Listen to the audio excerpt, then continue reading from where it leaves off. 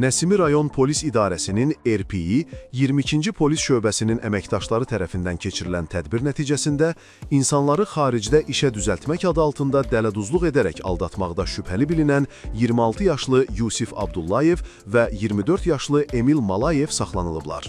Oxu Az xəbər verir ki, bu barədə Daxili İşlər Nazirliyi məlumat yayıb.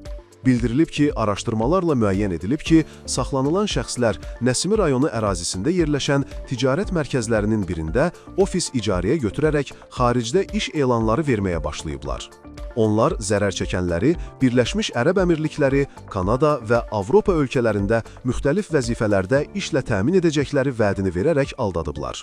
Y. Abdullayev və E. Malayev bu yolla 20-dən çox zərər çəkənin müxtəlif məbləğlərdə pul vəsaitlərini ələ keçiriblər.